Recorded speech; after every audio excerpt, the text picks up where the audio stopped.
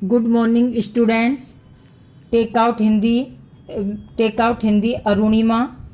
Lesson third, Deepawali की खुशी।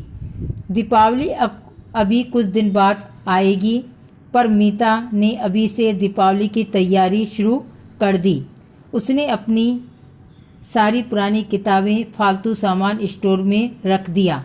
सब कमरे एकदम साफ सुथरे दिखाई दे रहे हैं। सारे घर में रंग रोगन हुआ। उसे अपने कमरे में घुसते ही एक ताजगी भरी महक आती है। दीवारों पर शीशे व कागज से बनी झालरें सजावट के लिए टांग दी। माँ रसोई घर में मिठाई बनाने में जुटी है। उन्होंने आज तरह तरह की मिठाइयाँ बनाई हैं। उनको चमकदार स्टील के बर्तन में भरकर रख दिया। मीता के लिए गुलाबी झालरे वाली फ्रॉक, उसकी छोटी बहन और भाई के लिए नए नए कपड़े खरीदे गए। सब बच्चे इन्हें दीपावली के दिन ही पहनेंगे। यहाँ तक आपको मैं समझाती हूँ। दीपावली आने में कुछ समय था। मीता ने दीपावली से पहले ही सारे घर की सफाई कर दी, रंग रोगन किया और अपने कमरे में सुंदर झालरें टांग दी। माँ रसोई घर में खूब सारी तरह तरह की मिठाइयाँ बना रही हैं। जब मिठाई बन गई तो उन्होंने चमकदार स्टील के बर्तन में भरकर रख दिया। मीता के लिए गुलाबी फ्रॉक और छोटी बहन और भाई के लिए नए नए कपड़े खरीदे गए। उनकी माँ ने कहा ये कपड़े दीपावली के दिन ही पहनेंगे। आखिर दीपावली का दिन भी आ ही गया। दादी जी नहा धोकर पूजा करने बैठ गई। मेहमानों का आना शुरू हो गया। सभी सुंदर सुंदर उपहार, खील, बताशे, मिठाइयाँ लाए। माँ सभी को आदर से बैठाती है और उन्हें मिठाई व फल आदि खिलाती है। मीता को ये सब देखकर बहुत अच्छा लग रहा है। वह शाम की प्रतीक्षा कर रही है। गत्ते की लंबी लंबी डिब्बियों में सजी फूलझड़ियाँ उसे बहुत भा रही हैं। धीरे धीरे शाम गिराई। मीता और उसका भाई आलोक फूलझड़ियाँ जलाने के लिए। इस पैराग्राफ का अर्थ समझाती हूँ। दीपावली का दिन आ जाता है। उनकी दादी जी नहा धोकर पूजा करने बैठ जाती है। मेहमानों का आना जाना शुरू हो जाता है। उनकी माताजी मिठाई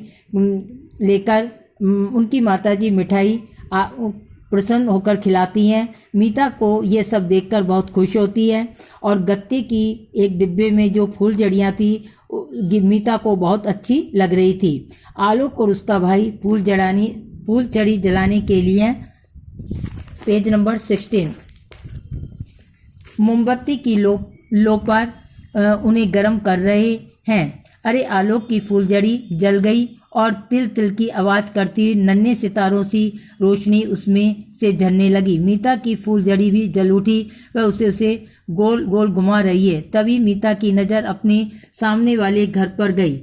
सुधा के घर में तो कुछ भी रौनक नहीं। मीता ने माँ से पूछा, माँ सुधा के घर में अंधेरा क्यों है? जब उसका भाई और मीता फूलझड़ी जला रही थी तो वो गोल गोल फूलझड़ी को घुमा रही थी, तो उसकी निगाह सामने सुधा का घर था, उस पर जाती है। वो माँ से पूछती है, सुधा के घर में तो अंधेरा है। माँ ने कहा उसकी माँ बीमार जो है वह काम पर नहीं जा रही है, इसलिए उनको रुपए भी नहीं मिले होंगे। शायद बेचारी दीपावली का सामान भी नहीं ला सकी होंगी। उनकी माताजी ने बताया कि उनकी माताजी बीमार हैं, वह काम पर नहीं जा रही हैं, उनको पैसे नहीं मिले हैं और वो दीपावली का सामान नहीं लाई हैं। मीता को बहुत दुख हुआ। वह अपनी माँ से बोली, माँ मैं सुधा के घर कुछ दिए, मिठाई, पटाखे दे आऊँ। मीता ने अपनी माँ से कहा।